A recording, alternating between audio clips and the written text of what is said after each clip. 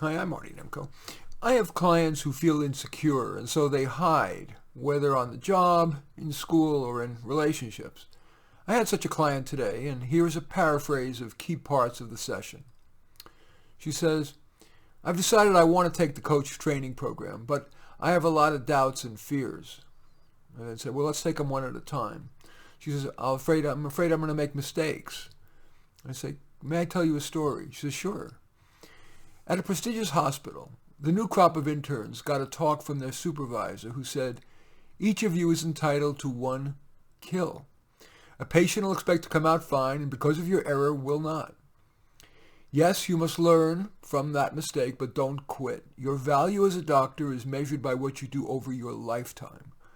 Learn from it, then forgive yourself and move forward. Now, as a coach, you're not going to kill anybody. As long as you're well-intentioned, and I know you are, and you're not unreasonably tough, and I know you won't be, nor force-feed your ideas, I know you won't do that, and as long as you monitor their reactions, I know you'll do that, and as appropriate, you're going to ask, is this helpful? Chances are that your mistakes are going to be relatively minor. Your client will more than survive. She said, that is helpful, but even though the coach training program is well regarded, I worry I won't get enough out of it.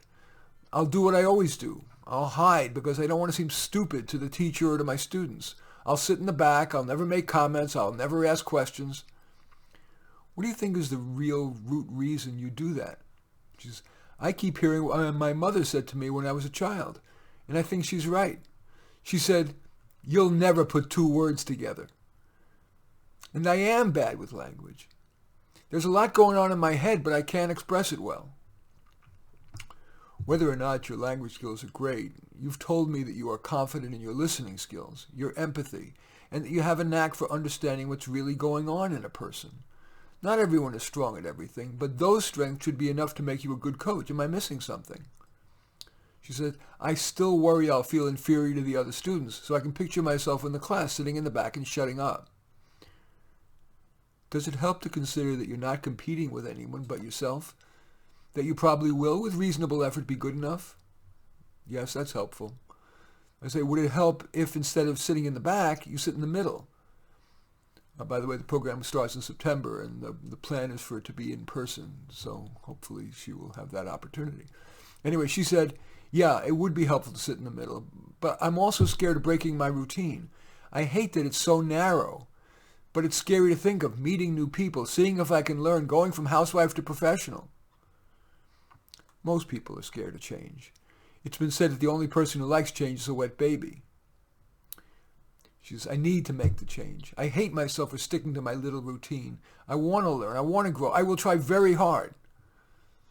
I say, but generally it's best to try only moderately hard, enough to learn a lot, but not trying so hard that you're hating the process or paralyzed with the sense that you must succeed. That's true not only of school, but when you'll be working with clients. Yeah, do a good job, but accept you won't be perfect, and look for opportunities to make it fun. She says, I know you're right, but it's easier said than done. It's a lot to take in. I say, absolutely. Do you think it would be helpful to listen to the recording of the session? Take some notes, list the few things you want to remember from the session. Keep those little abbreviated notes on your desk and review it throughout the day. That should help you in developing the new habits you want to establish. She said, I like that. And I then say, would you email me a copy? I'll ask you about them next session. She said, sounds great. Okay, takeaway. That session suggests questions that we all might want to ask ourselves. Some people are motivated by competing with others, while others are wiser to compete only with themselves, trying to be a little better today than yesterday. How about you? Some people benefit from trying as hard as possible, while others thereby hate the process so much that they quit. What's right for you?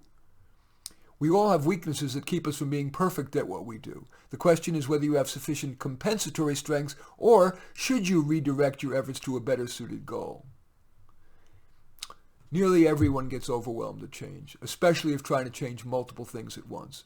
It's usually helpful to write, in just a word or phrase, the change or changes that you want to make, and keep those in front of you all the time, maybe even paraphrasing them aloud a few times a day. That should help make you less likely to want to hide.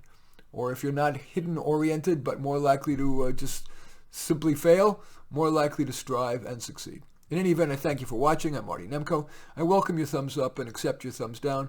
I always look forward to your comments and especially like it if you hit the share button below. Share on your social media so that my efforts can have broader impact. And I am flattered if you choose to subscribe to my channel. In any event, I do thank you for watching. I am Marty Nemko.